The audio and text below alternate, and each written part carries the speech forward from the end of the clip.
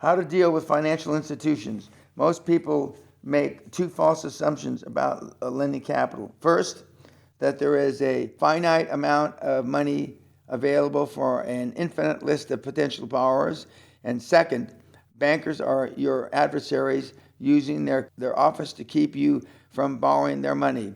If you forget everything else about dealing with bankers, remember these two statements. One, there is more money out there crying to be borrowed than there are people trying to borrow it. And two, bankers want to lend you money because that's how they put food on their table. Author's note, in recent years with such low interest rates, and I've said from Oxford University around the world, you will kick yourself in the ass 10 years from now for not taking advantage of the almost free money. There is money to fund anything if the numbers make sense. End of author's note. Their money does not produce revenue sitting in the bank. That means if they are even halfway convinced of the viability of your dream, they'll give you the benefit of the doubt. No wonder most banks, regardless of what they'd have you believe, they are laydowns, especially with the right romancing. An associate of mine at Clydesdale Bank told me in early 97 they were $788 million underloaned. That's a lot of dosh gathering dust. Bring me a deal, he pleaded. And if the numbers stack up, the money's yours. British entrepreneurs should look across the channel as well, where they have access to an enormous wealth of funding sources to an economically burgeoning Europe. European banks are flush with capital. The fine points of how to deal with your financial institution begin to surface during the selection phase we've just discussed. The operating premise is that you want to develop rapport, understanding, and chemistry with the banker from the first words he hears you speak and from the first time he lays eyes on you.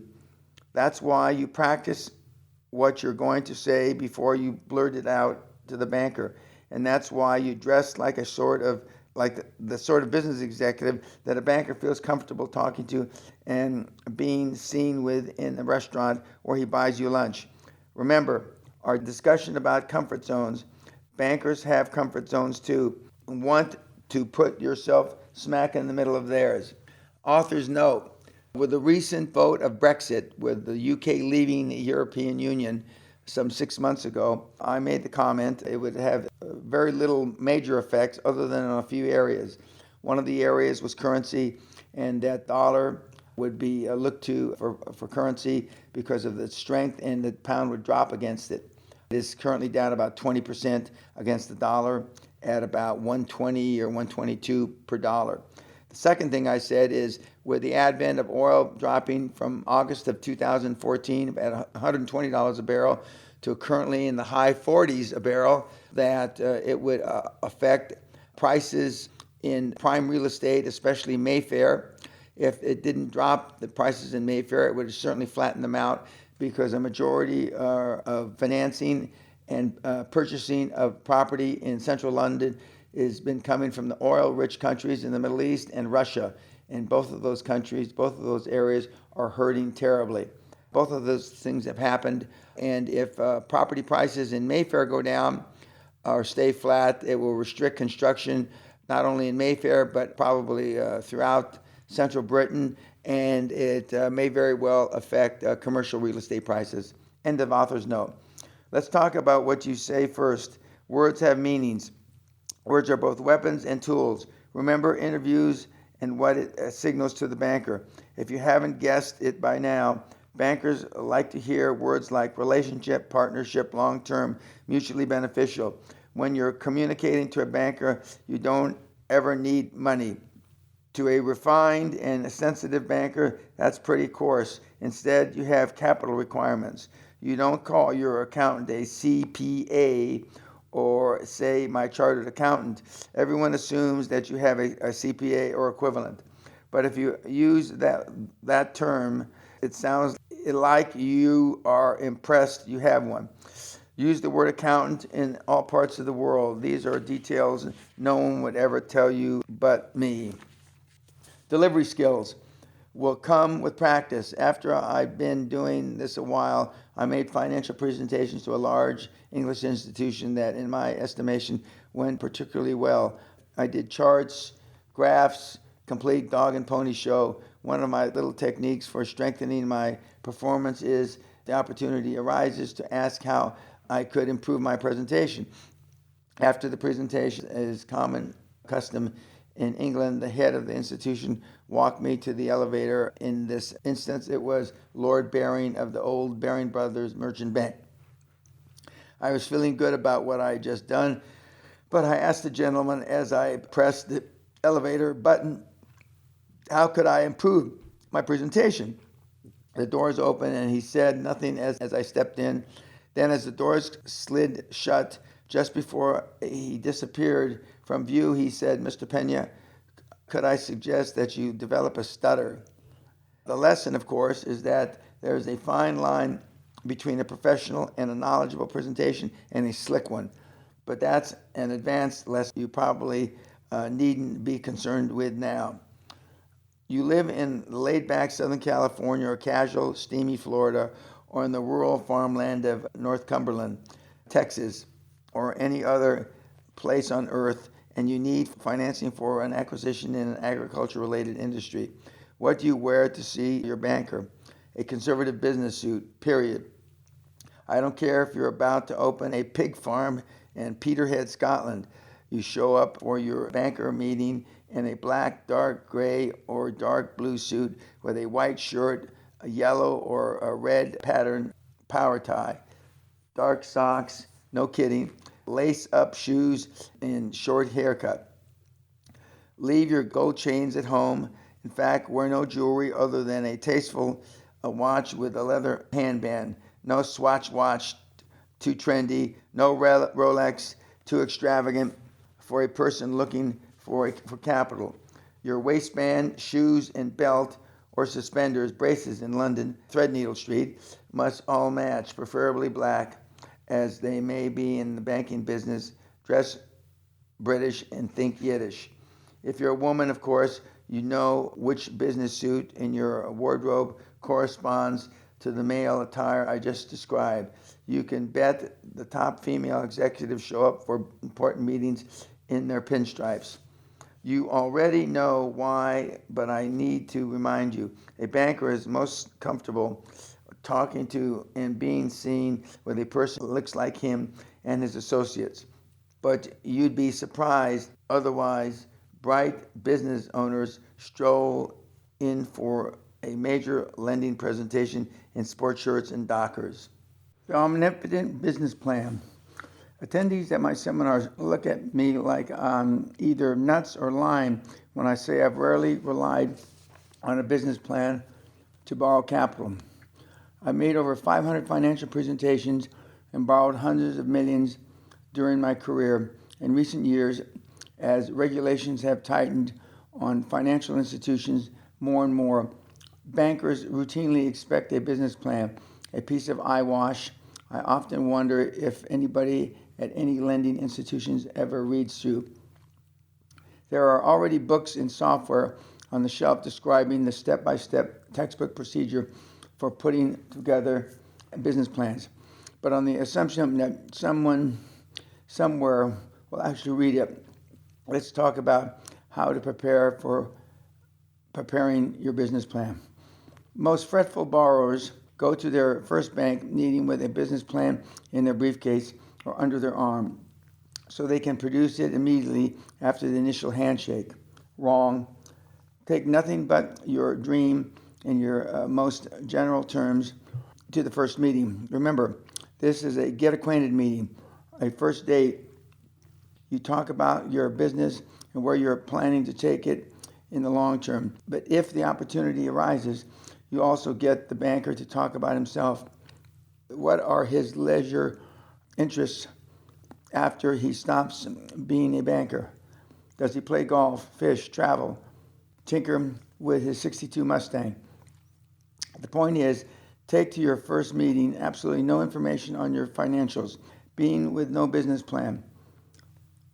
You don't want the bank to have anything at this early stage they can get a hook on and form a premature opinion.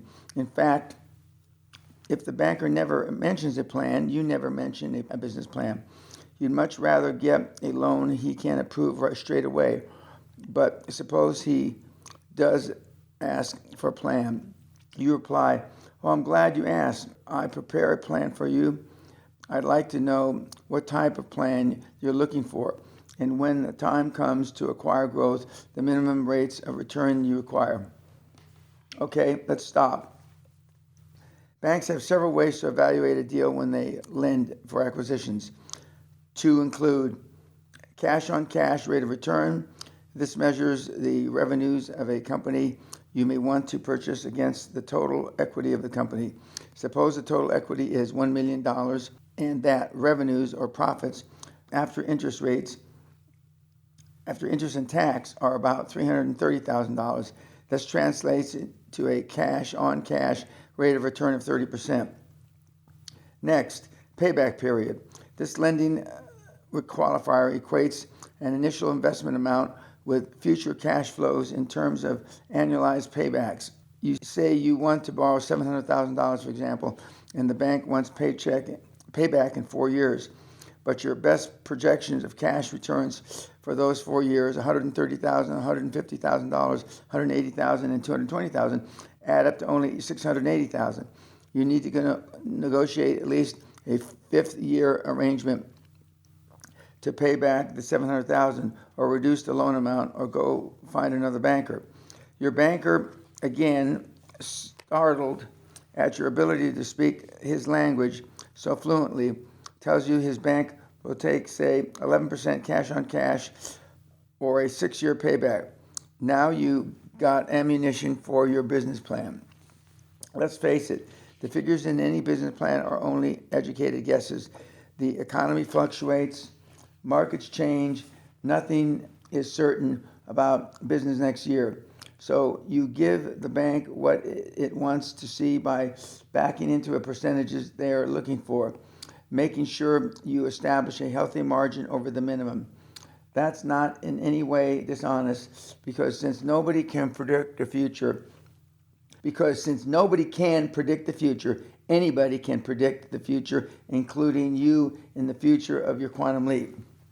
Besides, my experience has been that even if all the figures don't exactly stack up, and they probably won't, you'll find financing somewhere. Remember, any deal can and will be financed somewhere by somebody if you want it done bad enough. Next, you ask the banker about the physical requirements of the business plan you'll be preparing, custom-made for the eyes of the loan committee. What are they comfortable with? Have I mentioned comfort zone lately? What sort of document would they not be ashamed to pass along to associates and supervisors? Among the specifics, how many pages? They'll no doubt want charts reflecting profit and loss projections, cash flow analysis, and pro forma balance sheets, all of the first 3 years, plus a break-even projection chart. Do you prefer bar charts or pie charts? Do they like full-color graphics? What kind of color of paper? Is the PowerPoint presentation acceptable? Do they prefer it in spiral bound or in ring binder? If this sounds elementary, it's because bankers do sometimes receive handwritten plans on yellow legal paper, 300-page full-color leather-bound tones, and everything in between. And you'll need more than one version of your plan if you intend to approach more than one type of funding source. Bankers will be very interested in how solid the security is, so your business plan must measure them of your wealth collateral. Don't panic when I refer to wealth collateral. By this I mean if you only have equity in your house or automobile, you'd better be ready to put equity on the table to show commitment on the basis. If you aren't prepared to take a risk on your deal, how the hell can you expect a bank to back your scheme? The venture capitalist, on the other hand, is more concerned with the nature of and the extent of the risk involved. So a second version should address these concerns. John Doerr is one of today's most dynamic and successful venture capitalists as a partner in Clymer Perkins Caulfield and Byers near Palo Alto, California. He has seen stacks of business plans and puts them in perspective. Don't obsess over the plan, he advised entrepreneurs in Fast Company magazine. The better plans we've seen are the shorter ones, often 30 pages, but sometimes just 3. The Intel business plan was 1 page. The Sun Microsystems business plan was 3 pages. What we're looking for in a plan is how the team thinks about the business. We can figure the rest out in the conversion with the founders. Ask the banker if he can get you a copy of a recent business plan which was approved so you can duplicate the format. Come on, Dan, you say. Isn't that a little like asking an examiner if he'll slip you the answers? Hell no. Listen, these guys will work with you. If one won't because he's stupid, work down your list to the next one. A good savvy banker will be everything he can to help you because he wants to loan you the money. An investment banker may even rewrite your plan for you before he submits it. An investment banker will certainly write your prospectus in preparation of a public offering. Remember, bankers need to get money out the door. They want you to qualify. How else can I say it? Do you recall what I said about demonstrating your enthusiasm? Whenever you talk to your potential lender, let him see the fire of enthusiasm in your eyes and hear the dream in your voice. But enthusiasm also includes the language in your business plan. Write it like your deal is going to change forever the way people live their lives. Pump pizzazz into your plan and sell. Hire a professional copywriter to punch it up. Even if they see your touch of hype for what it is, they'll appreciate it and an expression of your enthusiasm. What your banker wants to hear, most of all, loud and clear. All the preliminary stuff, lunch, meetings, chat, and if you must, a business plan, is foreplay so the banker becomes comfortable with one fact. You fully intend to pay back the money he's going to approve, no matter what. The amount and paycheck schedule of the interest is negotiable, but it's absolutely indispensable to the approval process and his personal comfort zone that he knows his bank is going to get the principal back at the very least. And he wants to believe, mark this in your book, the banker wants to sell you his money. He also wants to know that you plan to bring him as much business as possible. Give him all the reasons you can think of to go to the loan committee more than once if it has to pitch your deal. But you never tell your banker.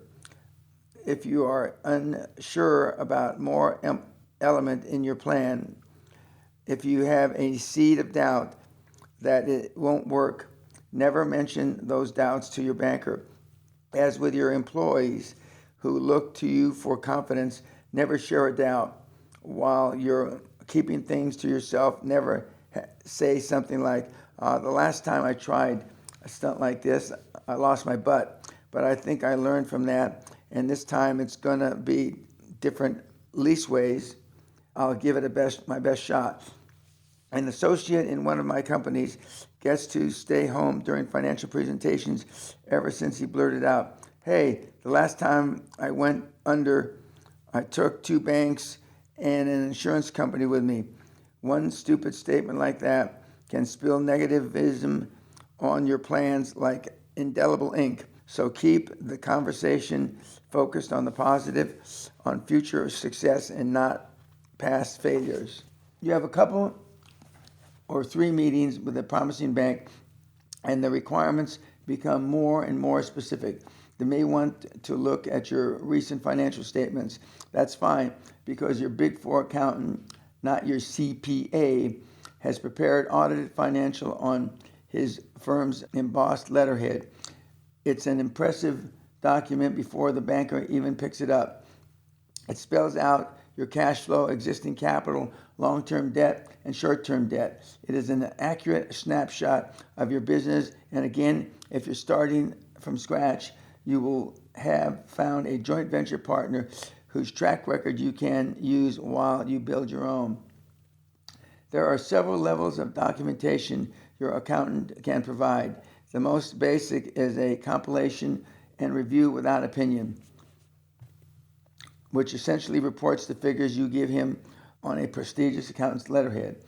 You might get an assurance letter, which deals with an isolated specific, such as receivables. The next level of financial review, which is the least expensive document, and tells the banker your accountant has not checked the figures, but has prepared and formatted what you have given him according to generally accepted accounting principles, which is GAAP. This says virtually nothing and means nothing to a good banker. The most expensive and comprehensive is a full-blown audit with an attached opinion. This tells the banker your highly professional accountant has personally audited and checked your figures and they are true and correct to the best of his knowledge.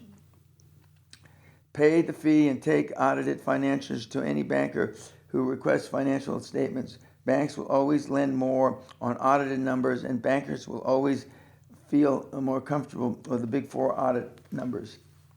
By the way, of summary, as the time approaches for the bankers you've been courting to make their decision, they'll have for their consideration any of or all of the following: your articulated enthusiasm over your project and its overwhelming chance for success, your business plan prepared, formatted, and presented exactly the way they want it, your audited financials prepared by your prestigious accounting firm, and the answers to as many questions as they can think of. But suppose they ask you a question you haven't anticipated. After all, you're not the first sparkling, hopeful entrepreneur that we've talked to. Recently, a banker pursued the names on the board of directors of one of my companies in spite of my financial credentials. I wasn't in the meeting, so he asked my associate, "Why don't you get Dan Pena to underwrite the venture?" Without missing a beat, the associate replied, "Of course Mr. Pena could write a check for this whole project, but he's already generously agreed to give us his time, and we'd rather have Mr. Pena's time than his money." Terrific answer, brilliant, and it satisfied the banker's curiosity. The rule of thumb, however, is that if you don't have an answer, never try to bullshit your way through it. Chances are that they are asking some questions they already know the answers to, just to check your BS level. Simply say, "That's a good question, and frankly, right now, I don't have an answer, but I can seriously get you one." And you dutifully make a mental note and on your notepad. Finally, what happens if you get turned down? What do? I'll tell you what I've done in the past. I scream, "What? How can you violate the trust of your shareholders by refusing to participate in a deal so obviously in the best interest of your institution?" And it has worked, but I probably have a little more leverage to scream than you do. The reason you've been turned down may well be that somewhere along the way, one of your selling points fell through the cracks. And no really means no. You haven't given us sufficient data to approve your concept. You haven't covered every base and done your job adequately. Your response should be, what element do you feel you're missing from the proposal equation? Where do you have a problem? A breakdown in communication is often the simplest of reasons why a deal falls through. When Great Western was negotiating to purchase Bow Valley for $135 million, the deal stalled for some reason. The president of Bow Valley wouldn't return my calls. I finally got hold of him and asked him, "What the hell's going on?" He said they needed 139 to close the deal. Damn, is that all? I thought, after all the financial gymnastics we'd been through, another $4 million was nothing. I threw it in the pot and the deal was on again. So ask. There's a legitimate reason you've been turned down, and you're not out of line to ask what the reason is. It could well be something you can easily fix. Here's a great success story to avoid wind up this chapter. Barbara Body was founder of an employee benefits consulting firm headquartered in Brookfield, Wisconsin. Barbara came to the Castle seminar in May 1995, and following August attended my Quantum Leap Advantage Capital seminar in Los Angeles. Her company was a growth mode, looking for acquisitions. After her first dose of Dan, she went back and formulated her dream team. Later in the year, she decided to approach a bank with which she had not previously worked to see if she could get a loan. She invited the president of the bank to come to her office to talk about the beginnings of a relationship. Here's what happened in Barbara's own words. We spent an hour establishing a relationship. That means we talked about business generally, and the banker became comfortable in the realization that I was a knowledgeable, responsible business person with a good business. I didn't give him a business plan. I didn't give him anything. Just like Dan said, I offered the guy an opportunity to grow with us. I asked him what his personal lending limit was. He told me he could approve $800,000 unsecured, which would be no problem. And if I needed more, he was confident his board would take his recommendation for more funding. Containing my delight, I told him that $800,000 was all I needed for now. Besides, collateral was such a hassle with that paperwork. He agreed. We shook hands, and he said he'd send one of his lending officers around the next week with the papers to sign. That was it. All I could think of was Dan Pena was right. I used his method, asked his questions, and $800,000 for growing my business floated across my desk. Bankers are not gods, regardless of what some of them would have you believe. They're people with human needs, representing an institution with corporate policies and guidelines which have a great deal of diligency. Make your banker your partner, your co-conspirator in helping you realize your dream. If you're prepared, if you're knowledgeable and professional, and court your banker step by step into what promises to become a long-term mutually profitable relationship, it will suddenly seem he's working for you instead of the employer. Now let's move on to some more so-called secrets of raising capital to launch your quantum leap.